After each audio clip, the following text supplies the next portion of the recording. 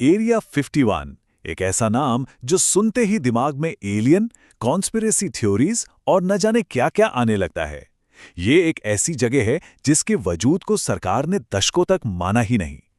तो आज चलिए इसी दुनिया के सबसे बड़े अनसुलझे रहस्य की परतों को खोलते हैं। सवाल ये है कि आखिर एरिया 51 के पीछे की असली कहानी है क्या? क्या ये वाकई में बस एक मिलिट्री बेस है? या फिर जैसा कि लाखों लोग मानते हैं, पर्दे के पीछे कुछ और ही चल रहा है? आइए इसी सवाल का जवाब ढूंढने की कोशिश करते हैं। देखिए, कागजों पर तो इसका नाम बड़ा सीधा साधा है, ग्रूम लेक बेस। लेकिन दुनिया इसे जानती है एरिया 51 के नाम से। और सच कहूं तो ये दुनिया का शायद सबसे फेमस सीक्रेट मिलिट्री बेस है। एक ऐसा नाम जिसके साथ ना जाने कितनी ही कहानियां और रहस्य जुड़े हुए हैं। सोचिए, दशकों तक अमेरिकी सरकार से अगर कोई एरिया 51 के बारे में पूछता तो उनका सीधा जवाब होता था, ऐसी कोई जगह है ही नहीं, बात खत्म। लेकिन फिर साल 2013 में CIA ने अचानक कुछ डॉक्यूमेंट्स जारी किए और मान लिया कि हां, एरिया 51 असली है।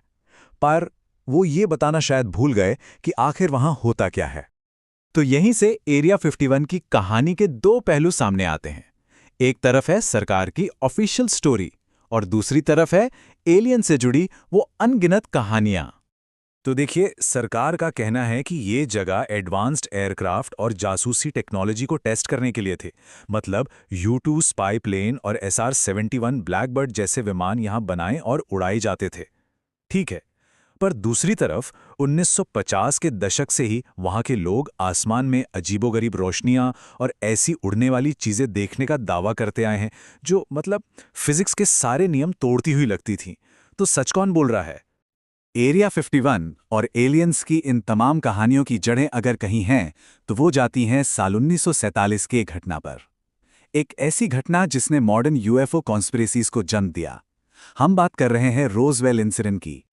जरा इस टाइमलाइन पर गौर कीजिए। जुलाई 1947 सुबह सुबह खबर फैलती है कि न्यू मैक्सिको के रॉजवेल में एक फ्लाइंग डिस्क क्रैश हो गई है। दोपहर तक तो एयरफोर्स खुद ऐलान कर देती है कि उन्होंने एक UFO रिकवर किया है। और फिर सिर्फ 2 घंटे बाद पूरी कहानी पलट जाती है। अब कहा जाता है कि अरे नहीं, वो तो बस एक वेदर बलून था। एक मौसम का गुब्बारा? यही वो सवाल है जो आज तक पूछा जाता है। अगर ये सिर्फ एक गुब्बारा था तो पहले उसे UFO क्यों बोला गया और कहानी बदलने में ये 2 घंटे क्यों लगे?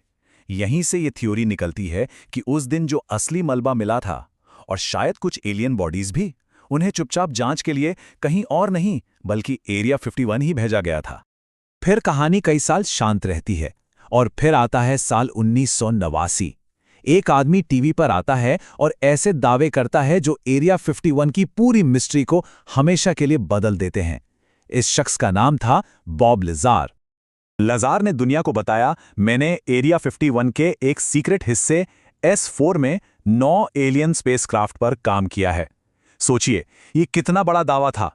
वो ये नहीं कह रहे थे कि उन्होंने एरिया 51 में काम किया है, वो कह रहे थे कि उन्होंने वहां एलियन टेक्नोलॉजी पर काम किया है। और उनके दावे कोई छोटे मोटे नहीं थे। उन्होंने बताया कि वो एरिया 51 के अंदर एक और भी ज्यादा सीक्रेट जगह S4 में काम करते थे। उन्होंने कहा कि वहां 1-2 नहीं बल्कि 9 अलग अलग एलियन स्पेसशिप रखे हुए थे। उन्होंने एक ऐसे क्राफ्ट के बारे में बताया जो एक ग्रेविटी बेंडिंग रिएक्टर से चलता था। मतलब एक ऐसी टेक्नोलॉजी जिसे रिवर्स इंजीनियर करने की कोशिश की जा रही थी। तो सवाल ये उठता है, बॉब लेजार कौन थे? एक विसल ब्लोअर जो अंदर का सच बाहर ला रहे थे, या फिर एक बहुत बड़े धोखेबाज? और यहीं पर यह कहानी बहुत बहुत अजीब हो जाती है। जब लोगों ने उनकी बातों को वेरीफाई करने की कोशिश की तो पता चला कि उनकी यूनिवर्सिटी और जॉब के सारे रिकॉर्ड्स गायब हैं, जैसे वो कभी थे ही नहीं। सरकार ने तो साफ कह दिया कि इस नाम का कोई आदमी उनके लिए काम नहीं करता था। और सबसे चौंकाने वाली बात, लजार ने एलिमेंट 115 नाम के एक एलिमेंट की बात की थी जो उन स्पेसशिप्स को पावर देता था। ये बात उन्होंने तब कही जब वैज्ञानिकों ने इस एलिमेंट को ऑफिशियली बनाया भी नहीं था। सालों बाद जब इसे बनाया गया तो सवाल उठता है, उन्हें ये कैसे पता था? बॉब लिजार की कहानी एक तरफ, पर एक सवाल और है। अगर एरिया 51 में सिर्फ नए प्लेन्स टेस्ट हो रहे हैं तो फिर इसकी चारों ओर इतनी जबरदस्त किले जैसी सिक्योरिटी क्यों है? इसकी सिक्योरिटी को समझना हो तो ऐसे समझिए, बेस से मीलों दूरी आपको वार्निंग साइन दिखने लगेंगे। जमीन के अंदर मोशन सेंसर्स लगे हैं, बिना नंबर प्लेट वाली सफ़ेद सिक्योरिटी गाड़ियां 24 घंटे गश्त करती हैं। वहां के गार्ड्स, जिन्हें मजाक में कैमो ड्यूड्स कहते हैं, किसी को फोटो तक नहीं लेने देते। और तो और इसके ऊपर का पूरा एयर स्पेस एक नो फ्लाई जोन है, कोई परिंदा भी पर नहीं मार सकता। तो फिर सवाल वही है, इतनी कड़ी सुरक्षा के पीछे आखिर छिपाया क्या जा रहा है? इसको लेकर कई थ्योरीज हैं और कुछ तो सच में दिमाग घुमा देने वाली हैं। 4 थ्योरीज सबसे ज्यादा पॉपुलर हैं। पहली, रिवर्स इंजीनियरिंग, मतलब एलियन स्पेसशिप को खोलकर उनकी टेक्नोलॉजी को समझना। दूसरी, कम्युनिकेशन हब, यानी ये वो जगह है जहां इंसान और एलियंस के बीच मीटिंग होती है। तीसरी थ्योरी है टाइम ट्रैवल की, कि यहां समय को लेकर एक्सपेरिमेंट्स होते हैं। और चौथी, कि जो भी हम ऊपर से देखते हैं वो तो कुछ भी नहीं है, असली बेस तो जमीन के नीचे मीलों तक फैला एक विशाल शहर है।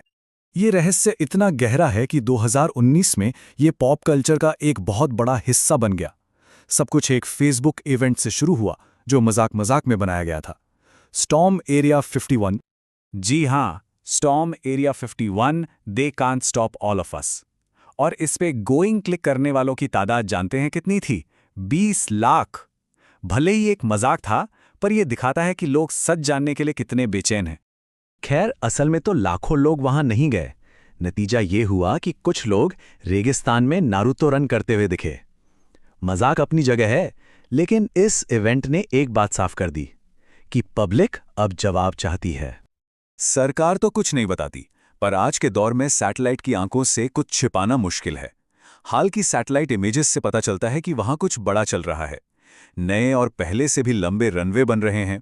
जमीन पर कुछ अजीब गोल स्ट्रक्चर्स दिख रहे हैं। और कुछ लोग तो ये भी कहते हैं कि ये जमीन के नीचे बने विशाल बेस के दरवाजे हो सकते हैं। मतलब जो भी हो रहा है वो रुक नहीं रहा, बल्कि और भी बढ़ रहा है। तो घूम फिर के हम उसी एक सवाल पर वापस आ जाते हैं, आखिर सच क्या है?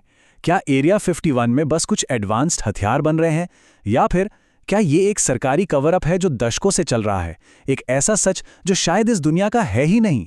हो सकता है कि असली कहानी हमारी सोच से भी कहीं ज्यादा बड़ी और हैरान करने वाली हो। और जब तक वो सच सामने नहीं आता, एरिया 51 दुनिया का सबसे बड़ा अनसुलझा रहस्य बना रहेगा।